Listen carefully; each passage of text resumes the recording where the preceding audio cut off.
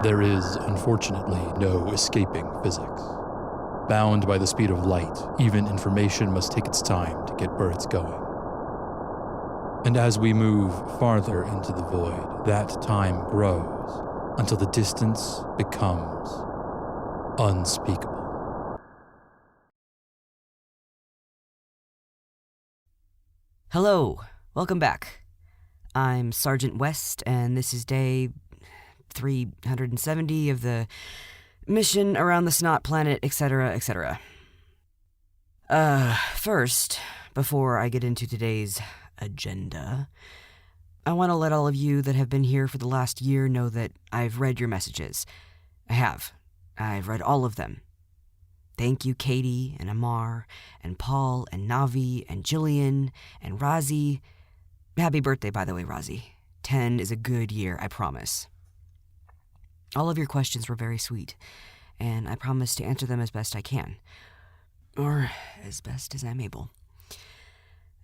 I would also like to say hello and welcome to all the new listeners that are not kids. The number of people tuning into this show is multiplied exponentially over the past week, and I feel sort of weird that my highest demographic now is folks in their 30s, I think. Anyway, hello. Welcome to a lot of complaining about scrubbing filters and bad romance book reviews. Okay, here we go. The topic on everyone's mind, well, in conjunction with this show anyway, is the situation surrounding the terraforming vessel Hypatia. Or I guess the survey vessel Hypatia. The same one we've discussed before on this show. I'm sure you all are also aware that a certain sanitation officer assigned to the Hypatia contacted me a few weeks ago.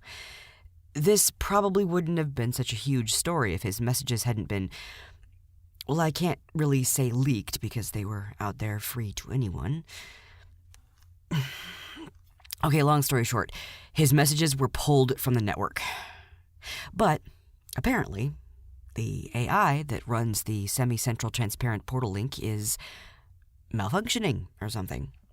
And Simmons' messages were released, which I'm kind of annoyed about because those messages were for me, but I'm also a little... I'm glad the secret is out. I'm glad he's been heard and acknowledged. I'm sorry, Commander, but that's my opinion. Listeners, I have here in my hands, on my tablet, an official statement from Preservation in regards to, well, everything. And I'm going to read it to you now.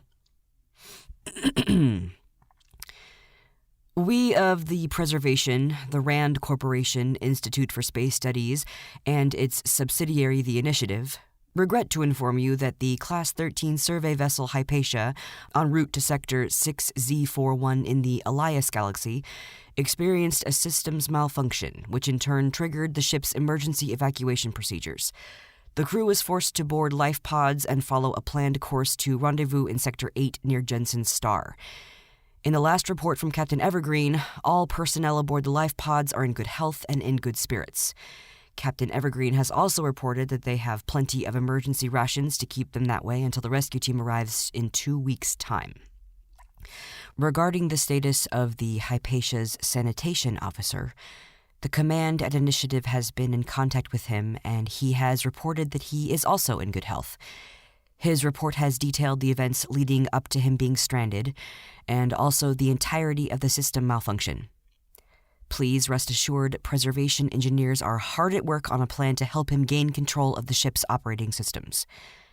It must also be said that Preservation is not liable for any injuries Sanitation Officer Simmons sustains during this interim period, as the officer was unreachable during the emergency evacuation and did not follow protocol to get himself to safety, per Article F1-3A315 of the Survey Mission Guidelines. From all of us at the Preservation, the RAND Corporation Institute for Space Studies, and its subsidiary, the Initiative, good luck, crew of the Hypatia, and may the Living Council bless us all.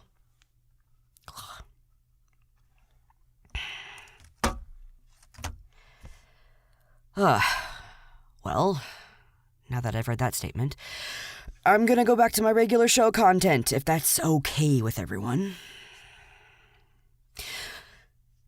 For those of you that sent in messages for Simmons, thank you.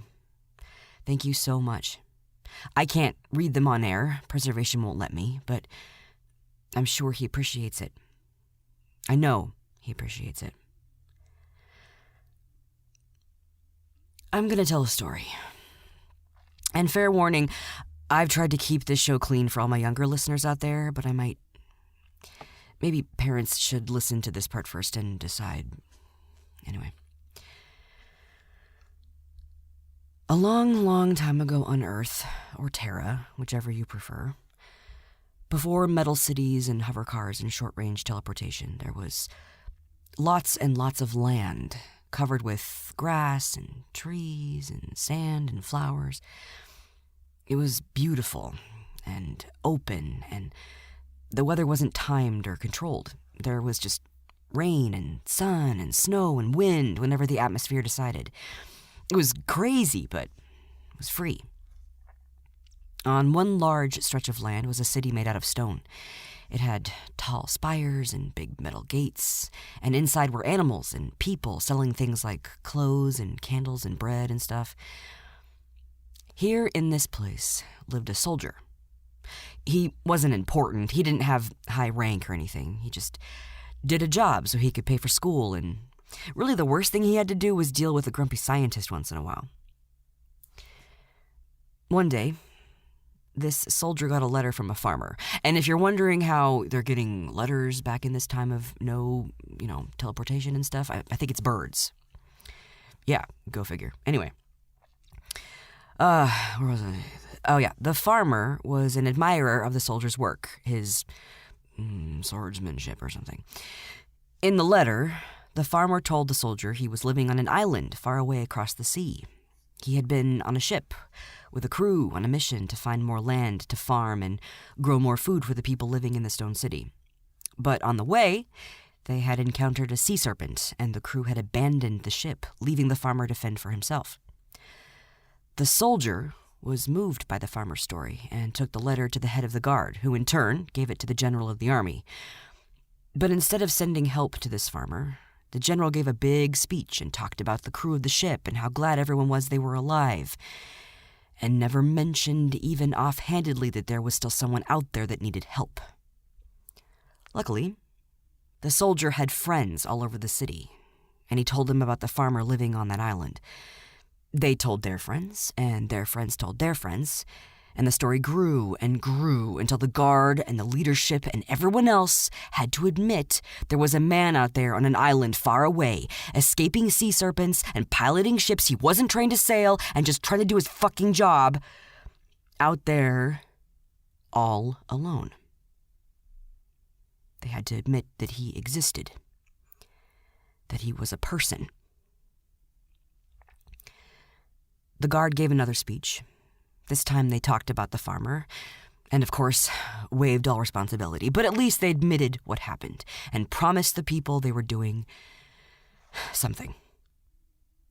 And the soldier went back to his post, and he did his job, and wished that he could do more.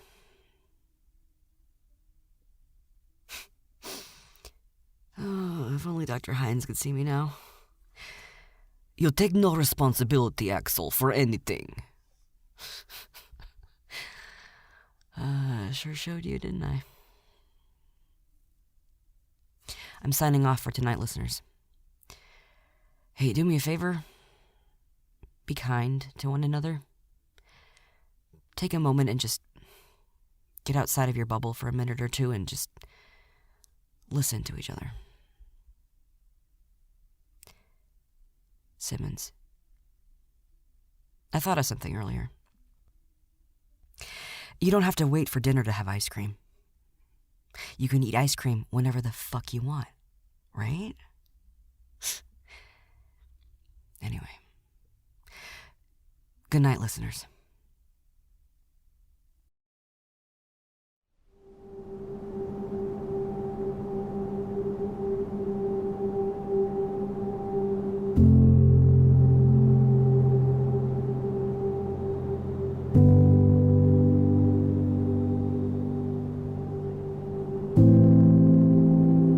Unspeakable Distance is an actual play podcast of Communication Delay by Audio Quinn.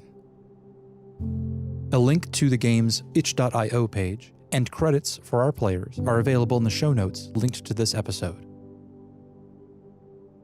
This podcast has been a production of the Library of Cursed Knowledge Podcast Network.